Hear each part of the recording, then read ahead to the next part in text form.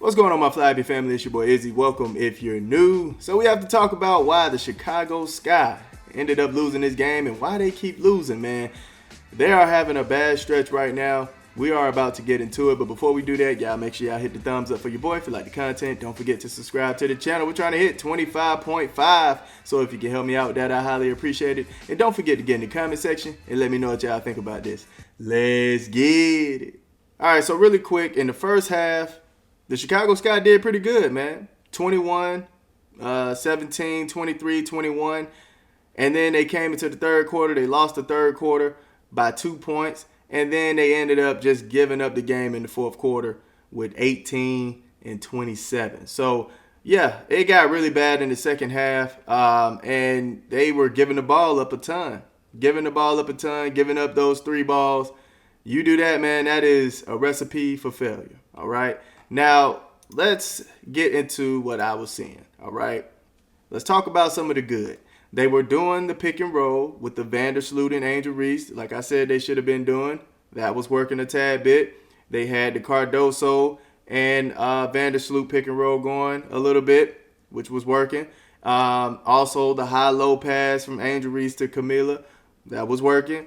Excuse me. And then they also had Camila taking more shots than Angel Reese, which I think is a recipe for success, honestly.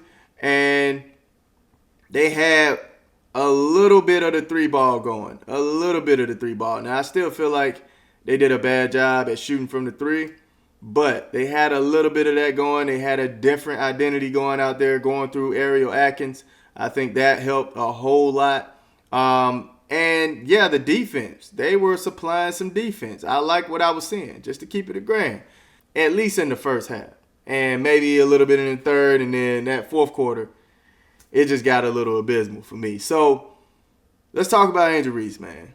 She didn't finish too well in the paint, okay? She didn't shoot efficiently under that rim. She had a moment where she would just chuck the ball up. I mean, I was like, okay, Angel, come on now. Angel, pay attention to the rim. Get in some type of bag or just pass it out if you know you can't get it. Then she had a moment where the pick and roll was working perfectly. Vandersloot came off the pick. Here come Angel. Got Alyssa Thomas deep in the paint. She's out of position. Vandersloot throws it to Angel. She has a smooth layup opportunity. Blows it. And I think she be trying to lean into people and then throw it up instead of just focusing on putting the ball in the basket. She's trying to draw the foul. And I'm like, you got to stop doing that, Angel. But anyway, she did have 3 steals, 2 blocks, had 13 points. She was in a bit of foul trouble here, had 15 rebounds. So she was doing her job as far as getting the boards. But, 7 for 9 from the free throw. Yeah, I just feel like she had to be a tad bit more efficient under that rim. Cardoso, 8 for 14. She did a great job finishing. She did miss some bunnies as well, but she did a great job finishing. Had 16 points, 2 turnovers, 1 block, 4 assists, 9 rebounds. She did get out-rebounded a little bit. Too much for my liking when it came to them losing that 16-point lead. The hustle just disappeared out of this team. I don't know what happened. But Vandersloot finished 7 for 13, 0 for 4 from the 3, 15 points, 2 steals, 11 assists. Vandersloot was really efficient finishing in that paint.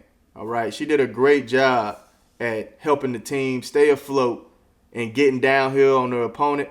She did a great job. But that shooting, 0 for 4, man, oh my goodness. Now, we go to Kia Nurse. Kia Nurse looked way better in this game, 4 for 7. Supplying some of that three-point shooting that I've been talking about. But honestly, it's going to take a lot more than just one player being efficient from the three. It's going to take a lot more than that, man. When you have Vandersloot 0 for 4, Atkins 2 for 7, and Bannum 0 for 3, that's not going to cut it, man. That's not going to cut it. You have to shoot better from the 3, man. That's 28% from the 3. You need somebody hitting. You need at least 2 people hitting. Now, Atkins, she went 2 for 7, but she was still doing a great job putting up some buckets as well. She was their 20-point getter, which I said the Sky needs in order to win these games. They need somebody to put up 20 points. Atkins did it for you, which is why I think the game is close, right? And, of course, all the other things that I'm adding into it. But you had Kia, who was shooting efficiently. That helped. Atkins gave you the 20 points. The pick and roll was going. All you had to do was take care of the ball. Honestly, out of everything, all you had to do was take care of the ball. That's all you had to do. And stop the transition buckets. Stop that run that was going on when you had the 16-point lead. They had the game. Honestly, they had the game. But they allowed them to go crazy, and they were turning the ball over crazy. That is a recipe for a loss. All right? Now, there's something about the Phoenix Mercury. When it comes to that fourth quarter and they get that X Factor thing going, it's hard to beat this team, fam, in their backyard. I don't know what it is. That X Factor is something serious, all right? They get to waving that phone, and that big old Jumbotron come on with all the players talking about it's clutch time, fourth quarter, this is the X Factor moment. Yeah, they go crazy, all right? I've seen it a few times already this season where that fourth quarter come up, they get hot, all right? They get unconsciously hot, and it's crazy, man. But I don't know why they won't use Wes Bell. Wes Bell, I feel, would have came out and played even harder going against her sister and tried to show her up. Man, she would have been locked in, man. You didn't use her at all. Come on, fam. I don't know, man. I don't know what happened in practice, but I think they should start using Wes Bell. You need a lot to go your way. A lot to go your way to win a game after turning the ball over 16 times. They did out-rebound them. They scored off 25 assists, so they were doing everything right. They were doing everything right. They even had the Phoenix Mercury in the first half. I think they were shooting like 30% from the floor, 20-something from the three, and the free throws were terrible. So they were doing everything right. But coming into that fourth quarter, man, when I say Monique came in clutch with those big threes that she hit, oh my goodness. And then let's not start with Laxa. Laxa, Hale, both of them were going crazy. And even Wes Bell. Where Wes Bell at? Even Wes Bell was hitting. So they just turned on fire, man, coming into that late point of the game. And you can't allow them to get off the way that they were getting off. Like, fam, they literally blew the best chance to get a win over this team. I mean, you had Satu Sabli, who was struggling. She shot 7 for 21. She was struggling out there. Struggling.